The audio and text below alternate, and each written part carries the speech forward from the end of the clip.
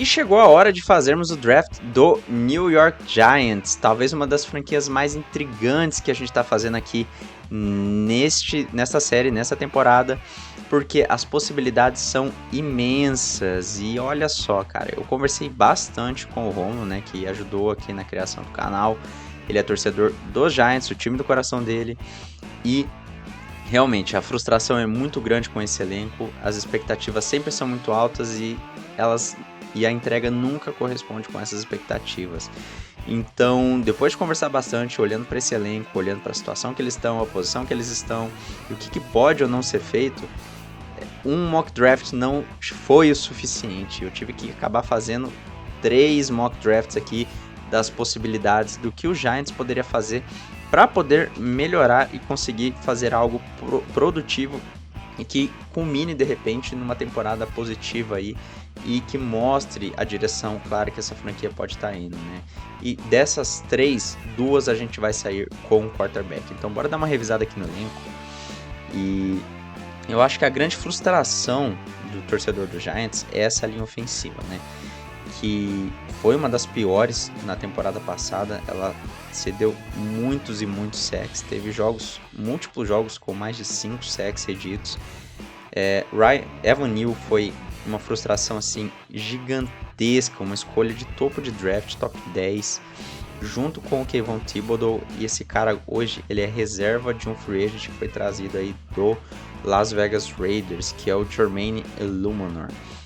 Então, desesperadamente essa franquia está tentando trazer muitas e muitas peças, né? Se a gente for ver aqui ao todo no free agents, foram 1, 2, 3, 4 peças aqui de profundidade nesta linha ofensiva. Claro que sabemos que muitos desses jogadores podem acabar não ficando no elenco, mas isso só mostra o quanto essa franquia está necessitada de estabilizar essa linha ofensiva. Vai contribuir com o jogo terrestre e também para proteger o seu quarterback, né? Então, a gente sabe que a NFL acontece nas trincheiras, né? O jogo de futebol americano ele acontece nas trincheiras e isso se resume à linha ofensiva e linha defensiva. Então, muito do que acontece é determinado pelas batalhas que são vencidas ou perdidas ali. E é uma das preocupações grandes dessa equipe. A gente sabe que eles com certeza vão tentar endereçar isso aqui no draft. E é isso que a gente vai tentar dar uma olhada. Então, fazendo essa análise aqui, a gente sabe que tem 2 jogadores aqui fenomenais, que são Andrew Thomas e o Dexter Lawrence, né, que são jogadores assim muito impactantes. A gente hoje pode adicionar um terceiro, que seria o Brian Burns, né, que o time conseguiu fazer uma troca a um nível muito barato e já conseguiu assinar com ele de imediato, né? Então, muito positivo aí a movimentação. A defesa dos Giants já teve uma época que eu gostei um pouco mais dela, né? A secundária ela voltou a estar em construção novamente. O time felizmente acertou na escolha do Deontay Banks, teve uma ótima temporada de calouro. Jason Pinnock é um safety bastante sólido. O restante da secundária é difícil dizer. Cordell Flott aí já está no time aí já há bastante temporadas, né? Tá entrando aí na sua 3ª temporada. E a dupla de linebackers com Bobby Okereke e Micah McFadden é uma dupla bastante sólida. O time trouxe de volta o Isaiah Simmons também, o que é um ponto positivo. É um jogador importante para essa rotação e ele tem muita, mas muita versatilidade. Começou a carreira como safety basicamente lá em Arizona, mesmo sendo um linebacker. Mas os Giants resolveram fazer essa transição de volta para ele como linebacker. Ele é um ótimo linebacker fora da bola, marcando passe, é um jogador muito ágil, tem bastante mobilidade lateral e é ótimo em blitzes também. Linha defensiva, bastante sólida, talvez o melhor grupo desse time, né, com o Dexter Lawrence ancorando o interior dessa linha. E sendo um nose tackle com impacto assim muito além do que o nose tackle faz, né? Porque ele consegue ser um excelente apressador de passe, além de parar corridas como ninguém. E Brian Burns em oposição a Kayvon Thibodeaux para acelerar o processo desse pass rusher, porque às vezes o Ojulari teve uma boa temporada de calouro e aparentemente foi só isso, porque depois disso ele não conseguiu entregar muito mais coisas. Kayvon Thibodeaux veio de uma temporada aí com 11 sacks, mas já tive bastante conversas também com o Romo, né, torcedor do Giants, a respeito do Kayvon Thibodeaux. É um jogador que me entrega bastante. Ele me parecia já um jogador que tinha muito talento físico, mas pouco esforço dentro de campo. e alguns dos seus reportes pré-draft era relacionado a isso. Não teve uma boa temporada de calouro. Ano passado teve uma temporada um pouco melhor, mas se a gente for analisar o contexto que esses 11 sacks aconteceram, ele pode colocar um questionamento a mais aí sobre o desempenho do Thibodeau, né? Que seria grande parte dos seus sacks, se não me engano, 9 dos 11 contra reservas de linha ofensiva, né? Já que houveram muitas lesões no ano passado. E boa parte desses sacks não foram sacks que ele precisou se esforçar tanto, né? Porque foi basicamente baixa eficiência aí desses jogadores de linha ofensiva. Então houve alguns desses questionamentos, estou muito curioso para ver como é que ele vai performar agora, principalmente com a chegada do Brian Burns, que pode ter dois indicativos, né? Pode ser alguém que para complementar o Kayvon Thibodeau, ou pode ser alguém que vai assumir a posição dele, né? Como um jogador, o seu pass rusher âncora, porque é muito difícil para mim, a menos que o time consiga aí, um quarterback calouro para o futuro, imaginar que eles vão pagar 30 milhões por ano para o Brian Burns e futuramente renovar também com o Kayvon Thibodeau. E, enfim, vamos dar uma olhada aqui de volta no ataque, né? Daniel Jones a gente já sabe que não é o futuro dessa franquia. Provavelmente ele nem comece a temporada, né? Existe a chance aí do Drew Lock começar dependendo do tempo de recuperação do ligamento anterior cruzado rompido por ele se eu não me engano, semana 11. Darren Waller também é um jogador que não está ficando mais jovem, mas ainda assim conseguiu ser um dos melhores recebedores de maneira geral dos Giants na temporada passada, do tempo que ficou em campo. Daniel Bellinger, um tight end sólido até. Linha ofensiva, nosso grande problema. Posição de wide receiver continua sendo uma preocupação. E aqui temos alguns jogadores que foram endereçados ultimamente, mas que também não aparentam ser uma resposta assim para o médio e longo prazo. O Andre Robinson passou boa parte da temporada machucado, então ainda não temos assim de fato uma grande amostra assim dele para dizer o que esperar desse jogador, mas as expectativas são altas. Inclusive o seu rival de divisão, C.D. Lamb, rasgou elogios sobre o Andre Robinson, então esperamos que talvez nessa terceira temporada ele consiga realmente ter a sua revelação. Darius Slayton continua sendo um jogador bastante sólido em algumas situações assim de descidas longas, contribui como uma ameaça em profundidade, consegue até suportar um certo volume, mas não é um jogador fenomenal. Jalen Hyatt, se ele conseguir ampliar a sua árvore de rotas e ser um pouco mais consistente nas suas quebras, eu acredito que ele pode ser um titular sólido, mas o wide receiver continua sendo uma preocupação. Os 3 mock drafts que a gente vai fazer aqui já estão prontos, então é eles que a gente vai dar uma olhada agora, e vamos começar por esse aqui. É o cenário número 1 e eu conversei com o Romulo o que ele acharia dessa possibilidade, né? E ele respondeu: eu só quero um quarterback. Então qual que foi a situação, né? É essa aqui que a gente está vendo, é a troca do Kayvon Thibodeau para o New England Patriots, uma troca de escolhas aqui e uma terceira rodada, e a troca de escolha de terceira rodada também. Então, Kayvon Thibodeau, 11 sacks na temporada passada, tem peso de primeira rodada, talvez por enquanto, né? Não sabemos como é que tá o valor dele perante as outras equipes. Pode ser que você tenha que adicionar mais uma escolha de primeira rodada, de repente a do ano que vem, para compensar essa troca para o New England Patriots, porque existe a possibilidade de outros times oferecerem muito mais, né, do que isso para eles.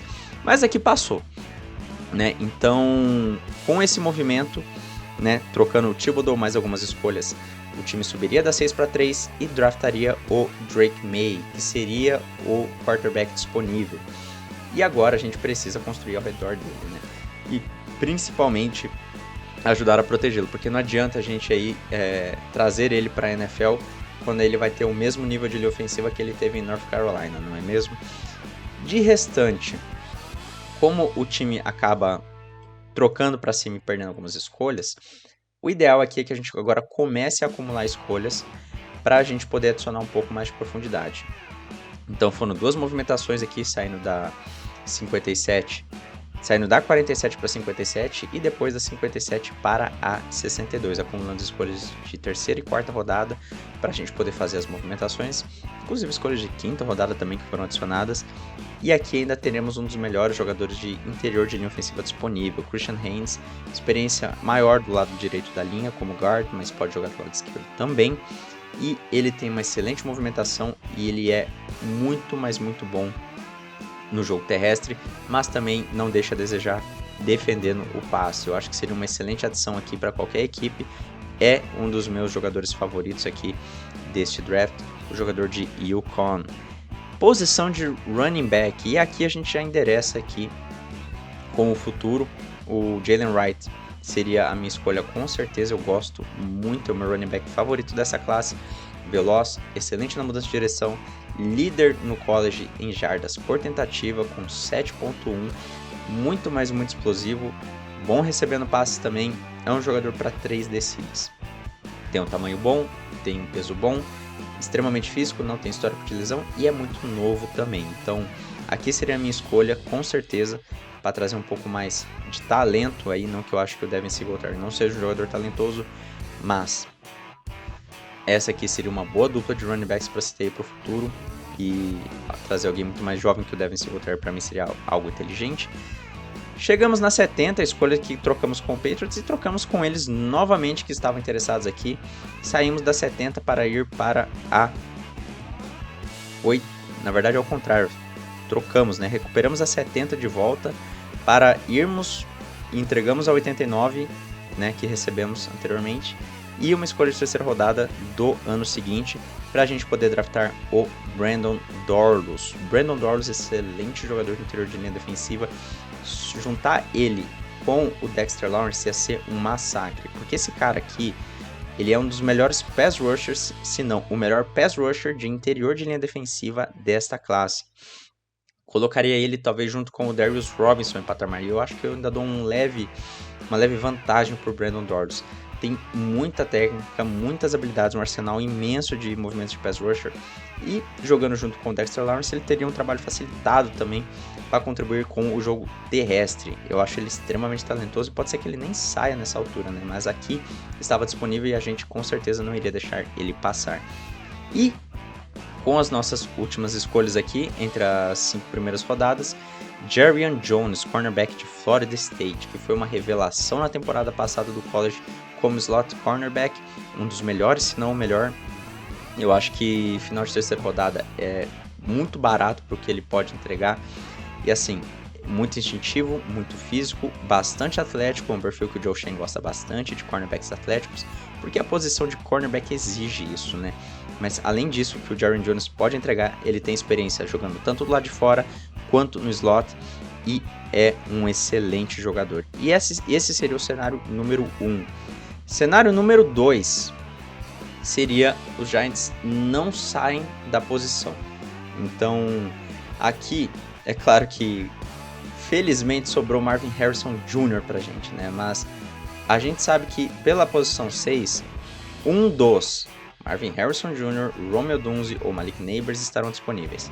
Aqui aconteceu que nessa simulação foi o Marvin Harrison Jr., mas qualquer um dos 3 aqui poderia estar em discussão para o Giants estar selecionando. E aqui estaria tudo bem. E aí, como a gente não fez nenhuma movimentação e também não trouxemos um quarterback na primeira rodada, acumulamos escolhas para a gente adicionar um pouco mais de profundidade neste elenco, inclusive endereçando as necessidades com os melhores talentos dessas posições. Então fizemos algumas trocas da 47 para 64 e depois da 64 para a 74, mantendo a nossa escolha número 70, acumulamos essas escolhas e trouxemos na 70. Então nós escolhemos na segunda rodada e fomos direto para a terceira e draftamos o Kyrie Jackson. É um dos meus corners favoritos dessa classe. Dentre os que estão disponíveis, era uma das melhores opções, somando com o Andrew Phillips, mas eu acho que o Kyrie Jackson tem um perfil atlético melhor e é muito mais refinado tecnicamente, tanto em marcação ao homem quanto em zona. O Andrew Phillips é um pouco mais limitado nesses quesitos, principalmente marcação em zona. Então, aqui, seguindo na terceira rodada, pegamos novamente o Brandon Dorlus, porque Para mim isso deixaria fenomenal o quesito pass rusher dessa equipe, juntando, no caso, Thibodeau, juntando Brian Burns, juntando Dexter Lawrence, juntando Brandon Dorlus. Eles quase não iam precisar mandar blitz, sinceramente, né? De tão forte que seria esse quarteto de pass rushers. Indo para a próxima rodada, Christian Mahogany, um jogador muito sólido, é melhor do que o mesmo McCormick, ancorando o passe, né? A defesa ao passe, o pass rush, e tem boa mobilidade também. Poderia jogar do lado esquerdo, tanto do lado direito, né? Isso a depender de como será a construção do time e o desempenho no training camp. Marshawn Lloyd é um dos running backs mais elétricos dessa classe, ele tem muita, mas muita agilidade. Ele poderia ser um verdadeiro joystick humano ali, né? Gosto bastante dele, acredito que qualquer equipe que draftar ele vai ser bastante feliz, mas principalmente as equipes que utilizam muito e abusam dos esquemas de corrida em zona. Acredito que ele precisa de um pouquinho mais de desenvolvimento em relação a ter a paciência para poder enxergar os gaps para ele poder correr, mas ainda assim, ele é muito elusivo. Eu acho que, sinceramente, seria o running back mais elusivo dessa classe. E um dos mais empolgantes de se assistir também. E, seguindo na quarta rodada, Cole Bishop de Utah. Um dos safeties aí mais falados aí dos últimos tempos, pelo menos nas redes sociais que eu acompanho. Inclusive, alguns dizendo que o valor dele seja de segunda rodada. Jogador extremamente instintivo. A produção do college não chega a estar no mesmo nível, mas eu acho que isso era mais uma questão de esquema defensivo do que do próprio jogador. Ele poderia suprir aí a saída do Xavier McKinney. Claro, não entra na NFL com o mesmo nível de talento que o McKinney entrou, mas ainda assim, com um alto teto de produtividade que pode alcançar, com um piso aí extremamente confiável para eventualmente se tornar um titular já saindo do training camp.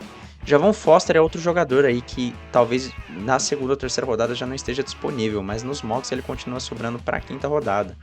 É um excelente jogador aqui de linha ofensiva. Eu acho que está sendo subestimado as suas habilidades. Fez bons treinos contra os pass rushers que estão cotados aí para sair na primeira e segunda rodada. Eu ficaria muito, mas muito de olho nele. Ele poderia jogar poderia jogar do lado direito e poderia virar guard também, inclusive. Mas eu com certeza arriscaria em ter ele como titular na posição de right tackle, já que você não tem uma resposta por conta do Evan Neal. E por último, uma outra situação aqui que eu gosto bastante. Eu acho que essa seria a minha favorita em relação às movimentações do Giants.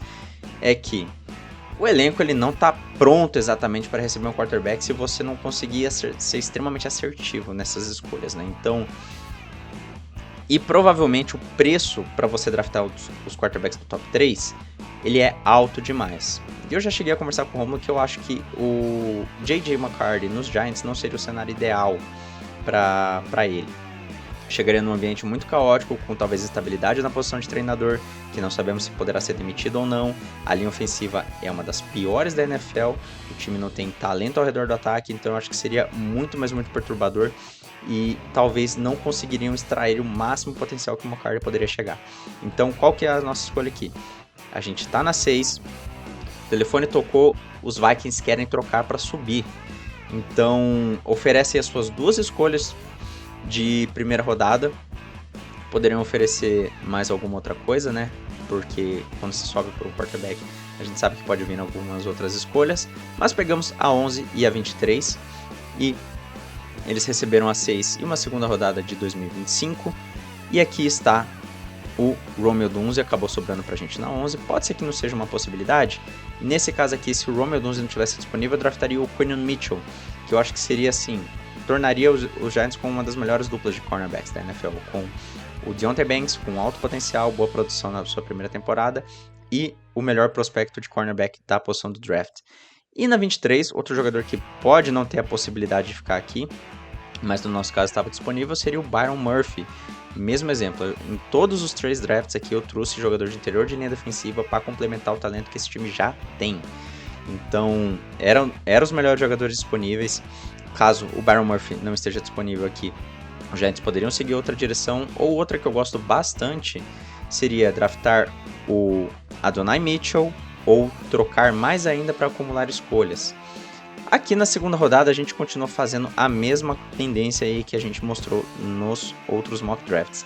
trocar a 47 e acumular mais escolhas, porque eu acho que, por mais que tenha talento disponível ali na segunda rodada, as terceiras e quartas rodadas também não estão ruins em relação a isso. E os Giants, na minha visão, tem muitos buracos a serem corrigidos. Com poucas escolhas, você tem que ser muito mais assertivo. Você não corre o risco de poder jogar mais dardos e ver qual que acerta e qual que não acerta. Então, 3 trocas fizemos aqui, da 47 para 52, da 52 para 57 e da 57 para 60. E com isso acumulamos escolha de terceira e quarta rodada e trouxemos aqui o Christian Haynes. Não vou mais falar sobre ele porque falamos no primeiro mock draft que fizemos, mas excelente adição aqui para esta equipe. Inclusive trouxemos mais um ali mais para frente. E terceira rodada, eis que a gente resolve tentar a sorte com um dos quarterbacks aí mais intrigantes desse draft, né? Que já foi cotado para ser uma primeira rodada alguns anos atrás. Teve aí uma queda abismal em relação à sua carreira no college, muito por conta de que ele teve que disputar a titularidade com o Caleb Williams, depois de um dos jogos mais importantes de Oklahoma em 2021, não conseguiu se reerguer, afinal, Caleb Williams inegavelmente é melhor do que ele, mas não significa que o Spencer Rattler seja ruim, é um dos melhores talentos de braços dessa classe de draft. E eu acho que pela terceira rodada e pela situação de quarterback dos Giants, ele já entraria como sendo um dos mais talentosos e com certeza poderia ser titular em algum momento. E no meio da temporada eu conseguiria ver isso, caso o Daniel Jones não tivesse recuperado ainda, o Drew Lock tivesse tendo um início de temporada ruim, você poderia arriscar o Spencer Rattler ali e nem colocar o Daniel Jones mais de volta em campo. Então eu acho que isso seria uma possibilidade bastante interessante aqui para a equipe. Terceira rodada, escolha 70 geral, eu acho que seria um valor extremamente bom aqui para o Giants tentar a sorte no quarterback. E seguindo aí com Jarrian Jones na 99, trazendo mais reforço para essa secundária, que para mim eu acho que é o setor mais defeituoso dessa defesa e a gente vai buscar corrigir aqui no draft, né? Então, já falamos sobre ele também. Um jogador que eu falei em outros vídeos, mas não falei aqui, é o Cooper Beebe. E um jogador com muita versatilidade. Ele já foi right tackle, ele já foi right guard, ele já foi center, ele já foi left guard e ele já teve alguns snaps como left tackle também. Olha a versatilidade, muito versátil, muito inteligente, eu acho que talvez o jogador de interior de linha ofensiva mais inteligente dessa classe, se não está entre os, e ele com certeza seria um titular sólido aí, que com certeza veria um segundo ou terceiro contrato aí com a franquia que draftar ele, e estaria com certeza disputando a titularidade aí. E caso também o John Michael Schmitz não desse certo, ele poderia jogar de center, ele poderia jogar de right guard, ele poderia jogar de left guard, ele poderia jogar de right tackle também se você precisasse. Eu acho que ele é um pouco mais atlético do que dão crédito para ele e aqui seria uma escolha fenomenal. Penúltima escolha aqui entre as 5 primeiras rodadas e seria o Kalen Carson, é um dos meus corners favoritos. Tem uma velocidade ok, tem um atleticismo bom até, mas ele é muito bom, ele é muito capaz de jogar, principalmente na marcação de zona e marcação individual. A sua velocidade de recuperação é que é o grande problema, mas ele compensa isso com antecipação. E eu acho que ele seria uma escolha bastante interessante aqui de quarta rodada. Sinceramente, não sei se ele ficaria disponível tudo isso. É um dos melhores corners dessa classe, né? E se eu não colocaria ele entre os 10, eu colocaria entre os 15 melhores dessa classe. E ele está disponível na quarta rodada. E por último, porém não menos importante, Isaac Guerrero, um dos running backs que mais me impressionou no Combine. Tem uma produtividade muito boa. Jogou com Jonathan Taylor em Wisconsin antes de se transferir para Louisville. Falou que o Jonathan Taylor é um dos caras que mais inspirou o seu estilo de jogo. E você consegue ver as similaridades. Apesar dele ter um pouco mais de porte físico do que o Jonathan Taylor, a agilidade, a troca de direção, a velocidade final, tá tudo lá. Então, eu acho que ele é um running back que conseguiria disputar a titularidade fácil, já entrando já no training camp, e seria uma ótima opção aí neste time. E esse foi aí os 3 drafts aí, os 3 mock drafts que a gente fez com os Giants, né? Então, se vocês perceberam, tiveram bastante trocas. Eu vejo que o Joe Schoen, ele é um cara que não tem medo de fazer essas trocas, tanto para cima quanto para baixo. Se ele tiver um jogador que ele gosta muito, ele vai atrás. Ele gosta de jogadores bastante atléticos e eu concordo com boa parte das movimentações que eles fizeram, né? E eles acertaram muito nas suas escolhas.